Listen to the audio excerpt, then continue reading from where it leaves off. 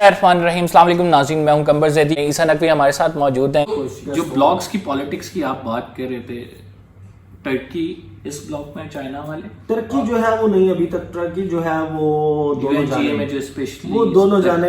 جانب چل رہا ہے ٹرکی۔ اس کی وجہ یہ ہے کہ نیٹو کا ممبر ہے ٹرکی۔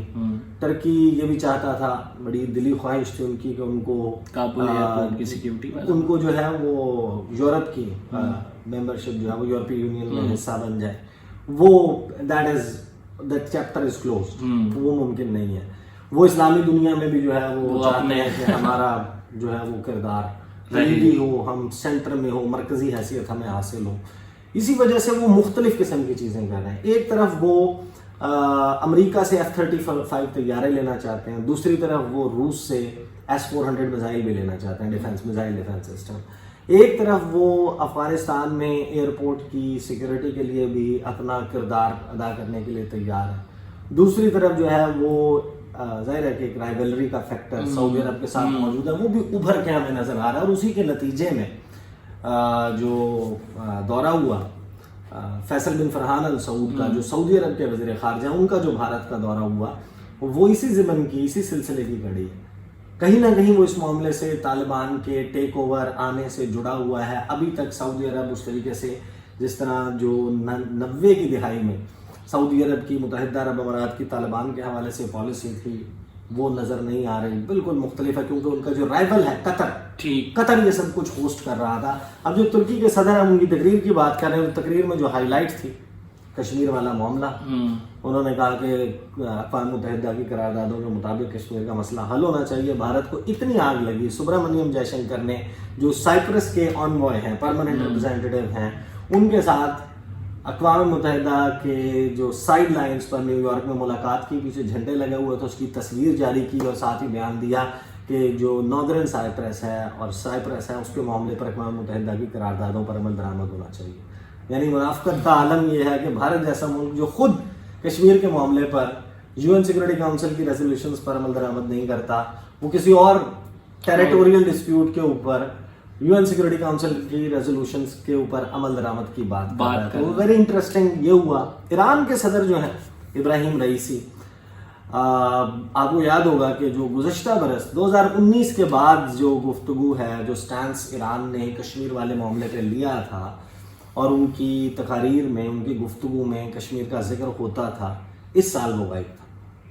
حسن روحانی کرتے رہے، ابراہیم رئیسی وہ اس کا آپ تسلسل دیکھ لینا، جو خصوصاً طالبان کے پنجشیر والے واقعے میں اور پھر پاکستان میں، لیکن اس کا ظاہر ہے کہ یہ ایک بڑا ایک علیحدہ سے سبجیکٹ ہے، اس کے اوپر انشاءاللہ کبھی موقع ملے گا، میں آپ کو اس کی ڈائنامکس بڑا سمجھنے کی ضرورت ہے، وہ اس پر بعد میں بات کریں۔ ایک چھوٹی سی چیز مجھے بتاتے جائیں، جو بائی لیٹرل میٹنگ ہے، خصوصاً جو بائیڈن کے بننے کے بعد سے بھارت میں پہلی دفعہ یہ ملاقات ہوئی ہے بھارت کے نریندر مودی سے، جو بائیڈن کی، اس کو کس تناظر میں دیکھتے ہیں اینڈ کتنی امپورٹنٹ ہے؟ بیکاز عمران خان صاحب نہیں گئے، آپ کو پتہ ہے کہ امریکہ کی جانب سے وہ لیفٹ ونگ ہے پاکستان کو، تو پاکستان اس پہ کیسے ریئیکٹ کرے گا؟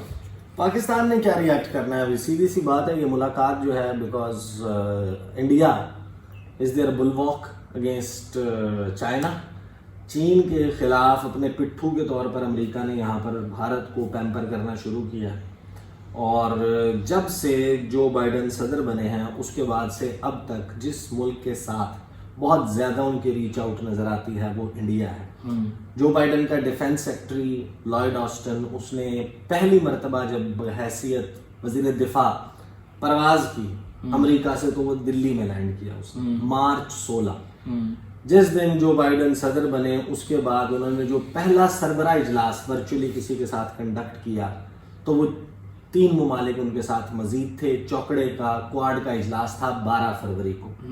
اسی طریقے سے اینٹنی بلنکن ہیں، وہ دورہ کر چکے ہیں، ٹیلی فون کے اوپر بات ہو رہی ہوتی ہے، جے شنکر جناب بار بار جا رہے ہوتے ہیں۔ اب کوارڈ کا سمٹ جو ہے وہ بھی ان پرسن بالمشافہ ملاقات ہونے والی ہے۔ تو اوور آل انڈیا کو پیمپر کیا جا رہا ہے امریکہ کی طرف سے، کیونکہ امریکہ کو لگتا ہے کہ چین کا راستہ روکنے کے لیے اس خطے میں اگر کسی ملک میں پوٹینشیل ہے، حالانکہ یہ خام خیالی، بھارت جو ہے اس کا کوئی کمپیریزن ہی نہیں بنتا چین کے ساتھ، لیکن ٹھیک ہے، ظاہر ہے کہ مختلف ملک ہوتے ہیں، ان کو لگتا ہے کہ ہم یہ کام کریں گے تو ہمارے فائدے میں ہوگا. بھارت کو اس وقت یہ لگتا ہوگا کہ چین کے ساتھ معاملات بگاڑ کے اور امریکہ کے ساتھ سدھار کے معاملات آگے چل سکتے ہیں. تو یہ as a matter of policy Bharat نے اس کو اوکے کیا، ایکسیپٹ کیا، اور امریکہ جو ہے وہ کچھ بھی کرنے کے لیے تیار ہے.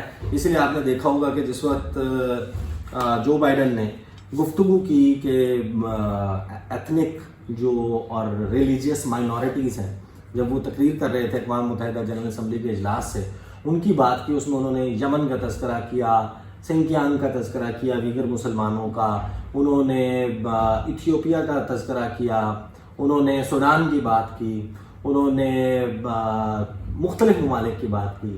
نہیں تذکرہ کیا تو بھارت کا اور کشمیر کا نہیں کیا. کشمیر میں جو کچھ ہو رہا ہے، جو بائیڈن کو نہیں معلوم کہ کشمیر میں یہ ہو رہا ہے، اور ان کا جو اپنا United States commission for international religious freedom ہے، اس کی رپورٹ میں اس کی تواتر کے ساتھ رپورٹس ہیں جس میں وہ کہتے ہیں کہ بھارت کو خاص تشویش والے ممالک کی فہرست میں ڈالیں. دنیا میں جن ممالک میں مذہبی آزادی سب سے کم ہے ان میں بھارت شامل ہے. لیکن ظاہر ہے کہ جب وہ آپ نے کسی کو اپنا جو ہے وہ دوست قرار دیا تو پھر اس کے لیے لیکن عیسیٰ نقوی صاحب آپ یہ بھی دیکھ رہے ہیں کہ بھارت اور رشیا کے تعلقات بہت زیادہ اسٹرانگ تھے ماضی میں، اب ان سے تھوڑی تھوڑی دوری رشیا اختیار کر رہا ہے، وہ بلاک چینجنگ کی وجہ سے. ہاں بالکل. یہ اصل میں اگین یہ سبجیکٹ جو ہے وہ بہت طویل ہے جس کے اوپر گفتگو ہو سکتی ہے. میں تواتر کے ساتھ اپنے ویڈیوز میں بات کرتا ہوں. کوئکلی میں آپ کو بتا دیتا ہوں کہ ظاہر ہے کہ زیرو سم گیم کی بات یہی ہے نا. زیرو سم گیم ہے یہ کہ اب وہ یا تو آپ روس کے ساتھ، یعنی آسان سی بات کروں تھوڑی سی انفارمل کر کے، تو آپ بھارت جو ہے وہ بیک وقت 2 بوائے فرینڈز نہیں رکھ سکتا. تو اس کا جو سابق ایکس بوائے فرینڈ ہے وہ USSR ہے، ماضی میں تھا، اور اب روس رشیا ہے، اور نیا جو ان کا بوائے فرینڈ ہے وہ امریکہ ہے. تو ظاہر ہے کہ اب 2 بوائے فرینڈ جو ہیں آپ ان کی آپس میں لڑائی ہے تو وہ برداشت تو نہیں کر سکتے، اور ایک سائڈ لینی بھارت کی، اور وہ سائڈ جو ہے وہ امریکہ ہے. کیونکہ بھارت کے جس طرح سے مراسم بڑھ رہے ہیں امریکہ سے، اور امریکہ جس طرح سے پروموٹ کر رہا ہے. عیسیٰ نقوی صاحب نے جو بات کی کہ جو بائیڈن نے تقریر میں ایتھوپیا کا ذکر کیا، سوڈان کا ذکر کیا، مختلف ممالک جہاں پہ ظلم و ستم ہو رہے ہیں ان کا ذکر کیا، لیکن کشمیر کا ذکر نہیں کیا. حالانکہ جو امریکہ کی اپنی رپورٹس ہیں ریلیجس ڈسکرمنیشن کے حوالے سے، اس کے علاوہ UN کی جو رپورٹس ہیں ان میں تواتر کے ساتھ کشمیر کا ذکر آ رہا ہے، بھارتی مظالم کو ہائی لائٹ کیا جا رہا ہے. لیکن کیا وجوہات ہیں کہ یہ جو بائیڈن کی UNGA کی اسپیچ میں موجود نہیں تھے؟ یہ کلیئر انڈیکیشن ہے کہ امریکہ بھارت کو پیمپرڈ کر رہا ہے اور وہ چائنا کو کاؤنٹر کرنا چاہتا ہے اس ریجن میں. بہت بہت شکریہ عیسیٰ نقوی صاحب، آپ کا ہمیشہ سے ویلیویبل ان پٹ رہا ہے. ناظرین آپ نے سنا گفتگو اور آپ نے دیکھا کہ ہم نے ٹوٹل اوور آل سینیریو پہ بات کی کہ دنیا کے حالات خصوصاً اس سیشن کے بعد کیا بننے جا رہے ہیں. قمر زیدی کو اجازت دیجیے، انشاءاللہ اگلے ولاگ میں آپ سے ملاقات ہوگی. فی الحال کے لیے اتنا ہی.